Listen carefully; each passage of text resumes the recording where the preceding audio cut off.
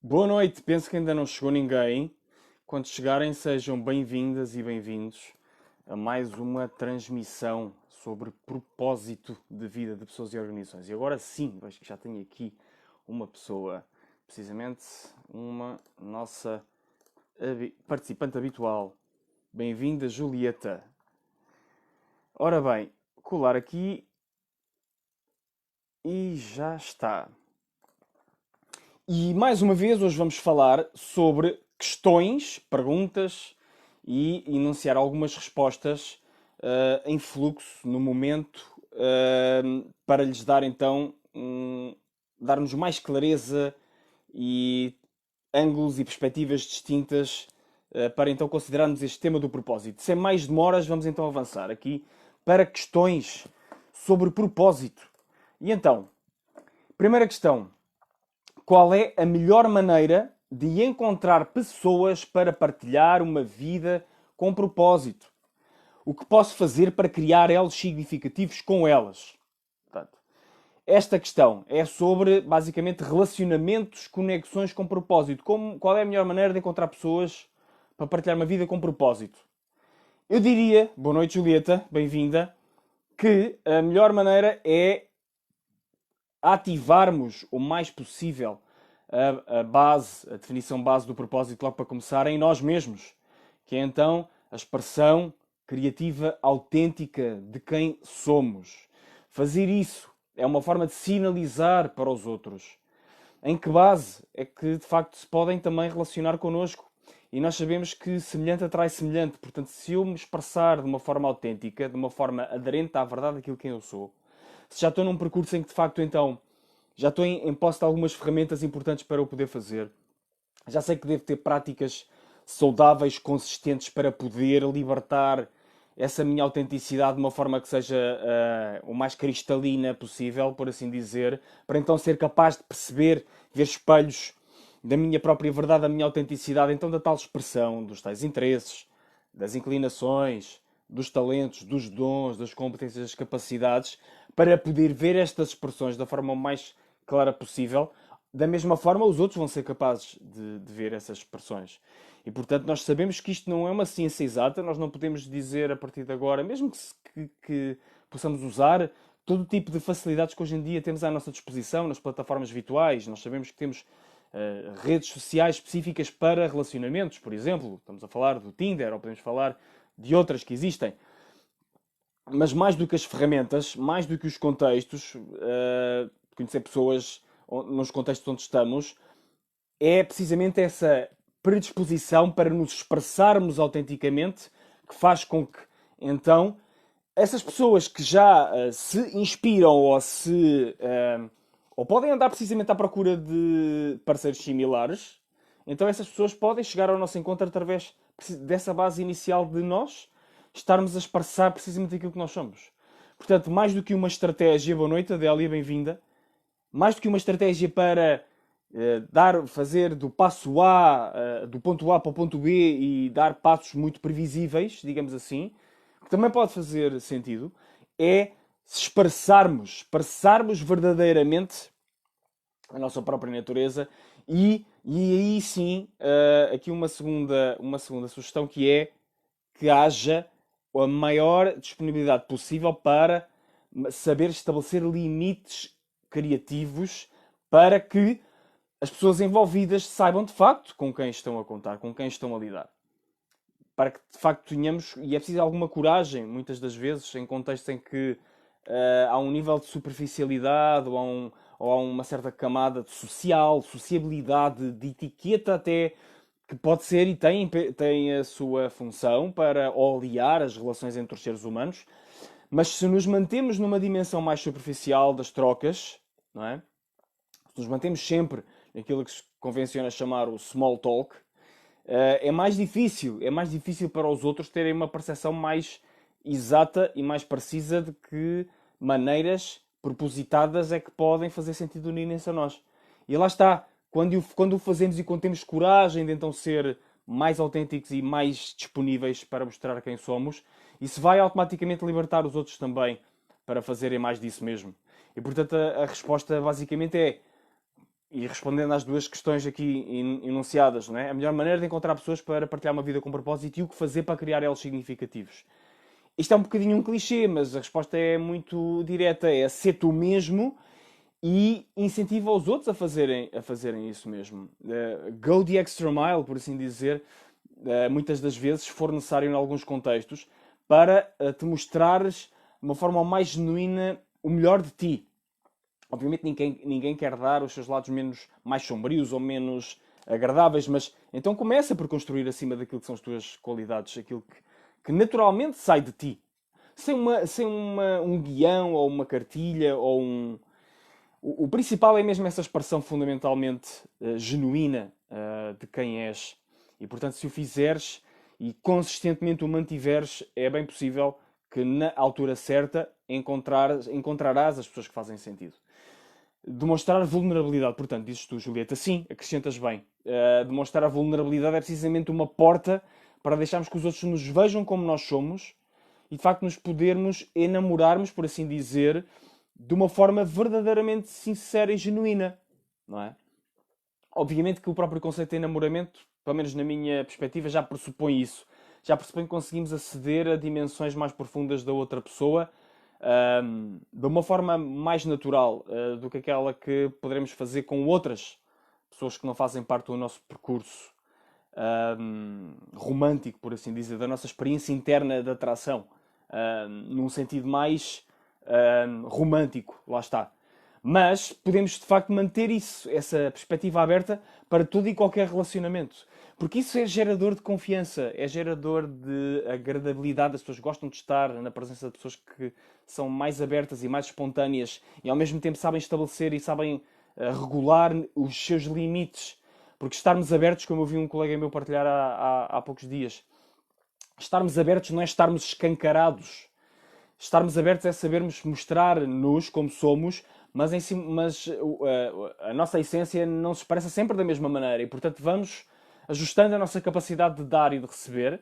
E essa vulnerabilidade, então, é uma vulnerabilidade que tem uma dose de bom senso também inerente a ela e, então, permite que, de facto, as pessoas também se sintam confortáveis com o tipo de expressões que nós temos. Porque, como se costuma dizer, nem tanto ao mar, nem tanto à terra. Há equilíbrios que são necessários em contextos diferenciados. Nós sabemos sermos quem somos num contexto profissional é diferente de sermos quem somos quando estamos numa saída à noite, que por sua vez é diferente de quando estamos numa circunstância mais desafiadora, num estabelecimento de saúde ou o que seja. São circunstâncias que pedem, então, esses ajustes diferenciados de quem somos. Alguém quer colocar alguma questão agora, on the spot, durante a transmissão? Coloquem-nas à vontade. Quaisquer questões, comentários, tudo aquilo que entenderem, eu vou dar primazia a essas questões. Segunda questão, que tinha aqui preparada. Como é que eu expresso o meu propósito de vida a trabalhar para uma empresa que não o respeita?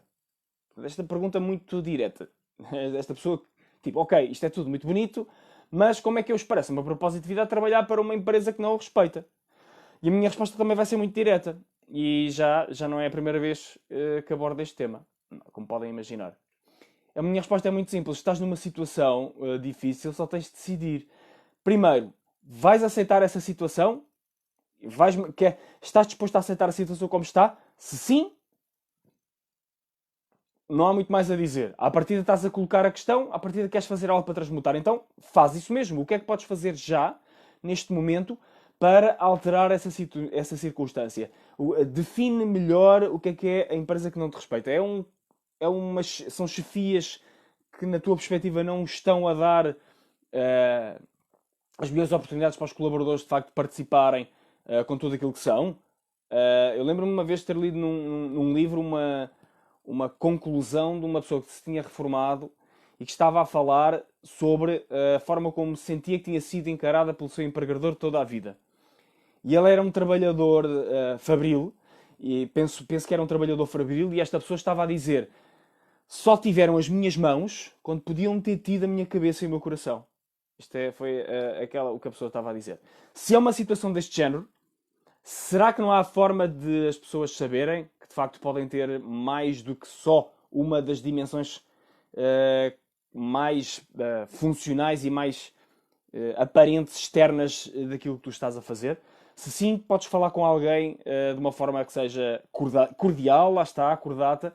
Convém nestas questões sabermos reconhecer que muitas das vezes quando vamos acumulando frustrações e negatividade em torno de uma situação que estamos a viver, então vamos ter, se calhar, mais dificuldade em falar ou em expressar logo à primeira vez, se não temos uma estratégia mais preparada, podemos ou não dizer ou não dizer abertamente e autenticamente aquilo que pensamos, ou quando o fazemos, fazemos de uma forma desregulada e a interação fica contaminada por sentimentos e emoções negativas que estavam a ser retidos.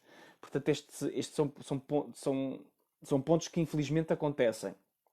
Deve-se haver uma calibragem, não é? Portanto, é garantido que a empresa não respeita o teu propósito de vida? Se sim, então só tens duas oportunidades, ou duas possibilidades na minha perspectiva é ou aceitas que assim é e conformas-te com essa situação, e portanto és tu que mudas na situação, certo? Ou então aceitas que não é, entre aspas, passando o paradoxo, aceitas que não é mais aceitável para ti, então preparas o caminho para uma nova decisão, uma nova concretização da tua vida. Não estou a dizer entregares a tua carta de demissão imediatamente e saís porta fora. Infelizmente também assisti a algumas situações desse género, em que as pessoas lá estavam com uma carga negativa e foi entregar a carta de demissão na terça para saírem na sexta-feira. Isto também pode ser a melhor... Não te vou dizer que não é uma possibilidade que seja a melhor para ti, mas muitas vezes o que acontece é que decisões tomadas de rompante e baseadas em negatividade e em não aguentar mais, por assim dizer, não são as melhores. Porque lá está, não são tomadas a partir de uma base equilibrada e de uma base sensata. Portanto, o caminho é, será que não há possibilidade de haver, como não falei na transmissão de propósitos das organizações, não há possibilidade de haver um ajuste entre o teu propósito e o propósito da organização? Não é possível fazeres, de alguma forma, uma expressão autêntica, teres conversas com pessoas que te rodeiem, sejam teus superiores, teus colegas, e juntos tentarem falar de uma forma amigável para perceberem de que maneira é que se podem respeitar mais? Porque a tua organização também tem muito a ganhar com a tua produtividade propositada. Isto está mais do que documentado em estudos. Eu tenho evitado entrar por esses campos aqui, neste tipo de transmissões, porque quero fazê-lo também, acho que é o fórum apropriado para o fazer é noutro contexto mais aprofundado, em que estamos a fazer um trabalho de profundidade sobre estes temas, mas existem múltiplos estudos de produtividade a todos os níveis, satisfação no trabalho, não absentismo, etc, etc, saúde mental, saúde física, que demonstram que, de facto, trabalhadores que trazem o propósito para dentro das suas organizações alavancam não só os propósitos das suas próprias organizações, como são muito mais... geram muito mais valor, são muito mais rentáveis enquanto ativos inalienáveis de toda e qualquer organização. Porque seja qual seja a organização que estejamos aqui em causa, se tem pessoas, as pessoas são um ativo vital, fundamental. Independentemente do modelo de negócio, poder ser mais capital intensivo ou ser mais humano intensivo, mais recursos humanos, mais baseada em brain power e em sensibilidade e em conexão, que são os modelos de negócio típicos que são altamente alavancados pelas pessoas. Mas, na verdade, todos são alavancados e todos são altamente dependentes do bem-estar que as pessoas sentem quando estão a desempenhar as suas atividades. Portanto, esse é o ponto fundamental aqui a ter em conta. Depois tem aqui mais uma questão. Porque é que sinto que falta propósito à minha vida? Esta é uma questão muito meta, como se costuma dizer. É muito... Porque é que eu sinto que falta propósito à minha vida? Mas porque é que isto existe? Eu diria que, primeiro, nós estamos ainda numa sociedade que não está desenhada, concebida, engendrada para estarmos em contextos em que, em todo o nosso ciclo de vida, desde o começo até ao fim, temos as melhores possibilidades de encontrarmos o nosso propósito. Portanto, esta é a primeira resposta que eu daria. Se recordares da transmissão do ciclo de vida, do propósito, nós quando olhamos para o ciclo de vida do propósito e vemos os vários marcos em que ele se pode expressar, revelar e aplicar, o que nós vemos é que a nossa sociedade ainda não tem estruturas educacionais, contributivas, aquilo que eu gosto de chamar, para simplificar, não têm estruturas de aprendizagem e contribuição, sejam onde sejam, que facilitem naturalmente que o nosso propósito se manifeste. Portanto, esta é a primeira questão. Não havendo estruturas que permitam que o propósito se manifeste e que potenciem essa manifestação do propósito, muitos de nós nem sequer nos colocamos a questão. Agora há uma tendência civilizacional clara, parece-me a mim, nos últimos 10, 20 anos, mais marcada em que as pessoas de facto começam a ter isso à tona e há aqui uma confluência de fatores e de forças que fazem com que isso aconteça. Desde o aumento da complexidade, o aumento do acesso à informação também, o aumento da capacidade de acedermos a fontes distintas de mundo e evidências, sistemas de crenças, perspectivas, casos, histórias de vida, etc., que saem do paradoxo massivo, se quisermos, se estivéssemos no marketing usava o termo mass market, mas de um paradoxo de one size fits all. Essa diversidade, não é, de nichos, digamos assim, de interesses, de inclinações, que tem vindo a ser cada vez mais partilhada e cada vez mais disseminada, faz com que então agora nos tenhamos conta de uma falta que antes, se calhar, também a podíamos ter, ou era satisfeita de outra forma, mas não equacionávamos deste modo. Portanto, esta questão também é uma questão, de certo modo, filosófica, se quisermos, ou perceptiva, perceptual, metafísica. Eu não tenho, eu se calhar nem chamaria propósito, mas se calhar sentia um vazio na minha vida. Se calhar sentia algo que não estava a ser satisfeito.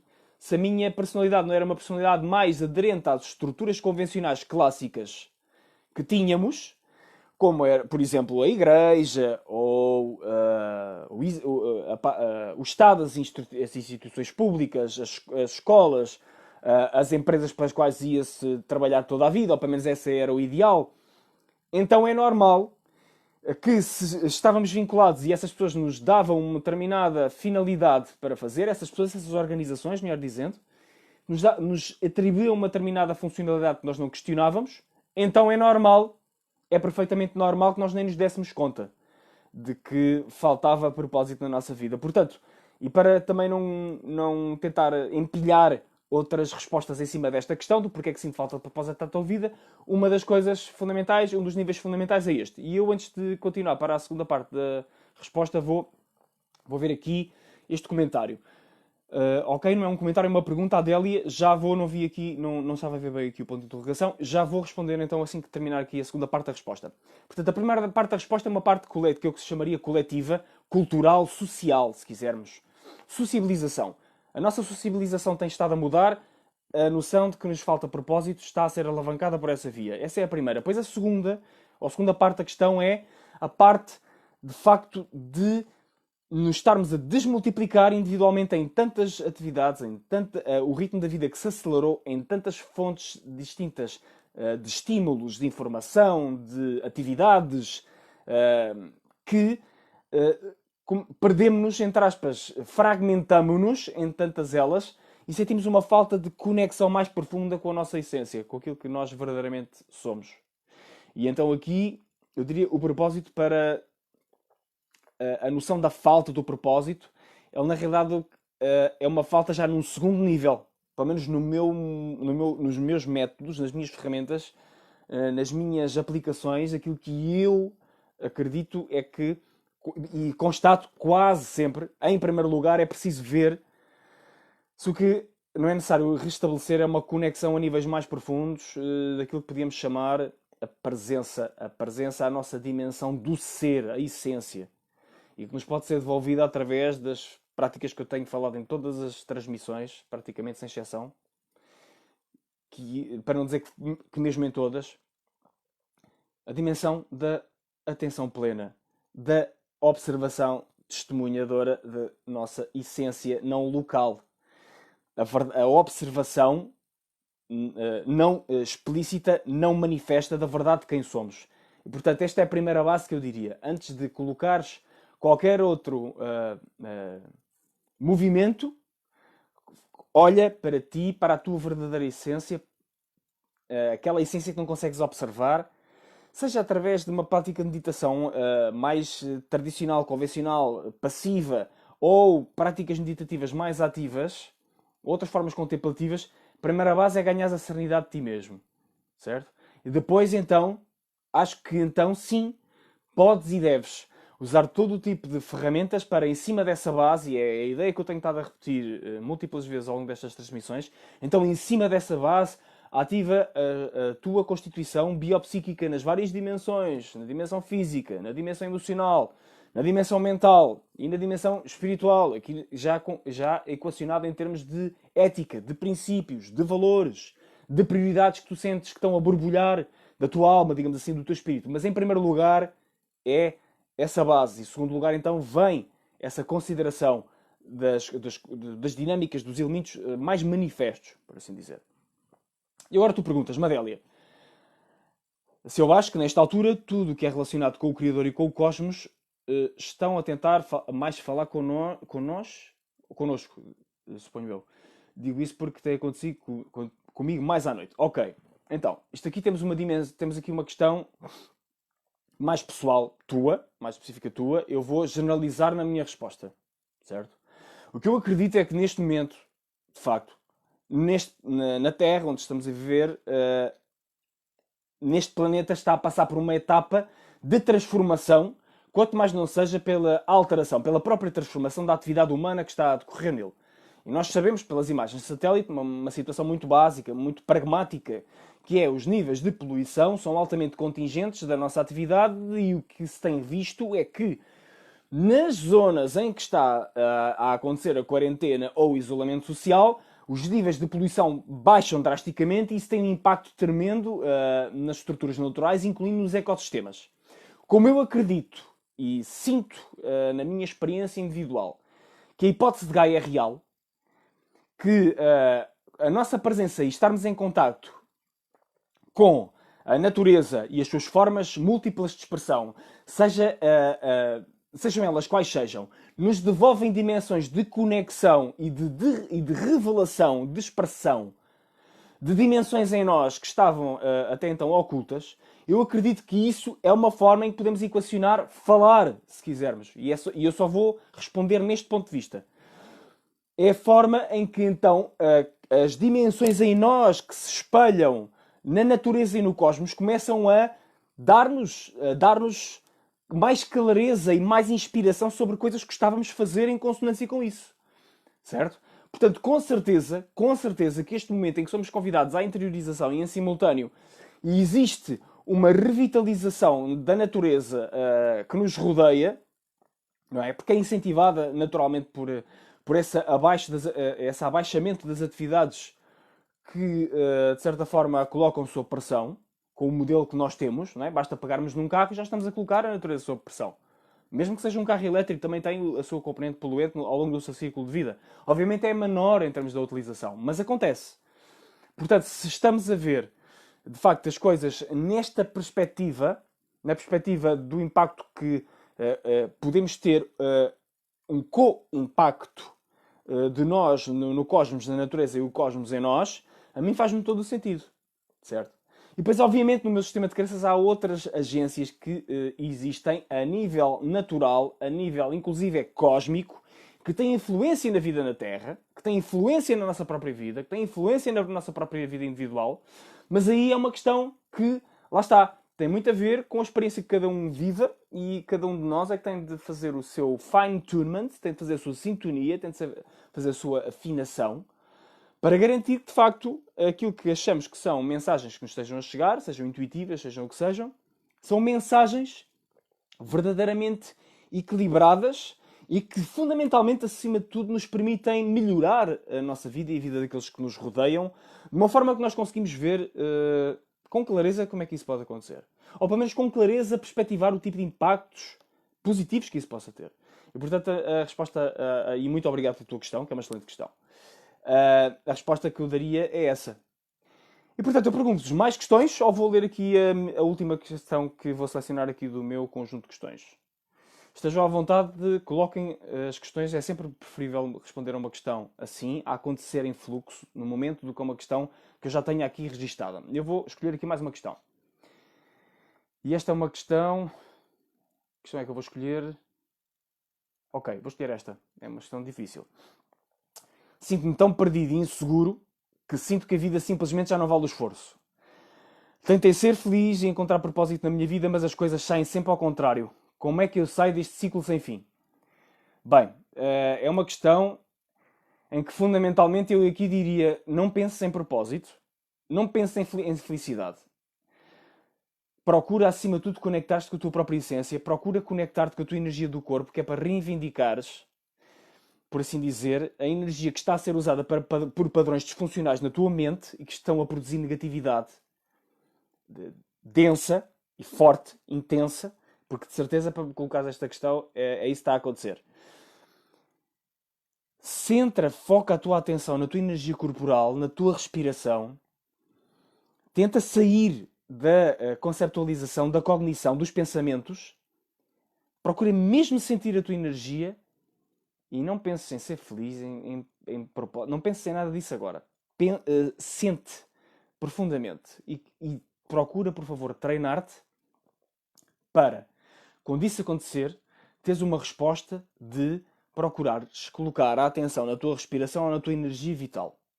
Tenta fazer práticas que te conectem ao corpo. Eu estou a ver aqui pessoas que estão a assistir que sei que têm esse tipo de práticas e que orientam esse tipo de práticas. Procura fazer precisamente esse tipo de trabalho. O trabalho em que te conectas ao teu corpo, seja através de, seja do que seja. Yoga, meditação, ginástica, correr na natureza, ou só caminhar. Tenta resgatar o mais possível energia que esteja a operar em circuito fechado na tua mente para o teu corpo. Portanto, esta é a resposta que eu daria. E não penses e evita alimentares esse tipo de pensamentos. Os pensamentos podem vir, mas deixa-os vir e deixa-os sair. Evita entrares na dinâmica que alimenta o ciclo vicioso que está aí a operar para esse tipo de pensamentos te estarem a devolver essa noção de que as coisas que saem ao contrário, que a vida não vale o esforço. Não entres por aí, procura ajuda. Se estiveres em situações mais extremas, procura ajuda de profissionais habilitados que te possam ajudar nesse contexto. Não é o campo para a tecnicidade e a estratégia do propósito quando a narrativa de negatividade chega a esse ponto. Temos de saber reconhecer os nossos limites. Não é a minha área de intervenção, não é um momento para intervenção. Se é uma situação que acontece de uma forma mais leve, mais light, então tenta por ti mesmo ou por ti mesma fazeres essa conexão. Essa conexão para, como eu estava a dizer, resgatar a energia da mente para o corpo, para sentires mais o teu corpo, para sentires a vida e estares vivo no teu corpo.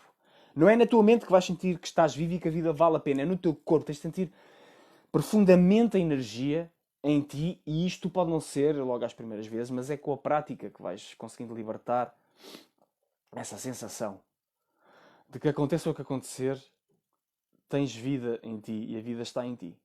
Então sim. Então, depois de tudo aquilo que temos estado a falar ao longo desta transmissão, faz sentido. Tudo vale a pena quando a alma não é pequena e está liberta. Eu agora faço aqui uma pequena adaptação para este propósito, do propósito.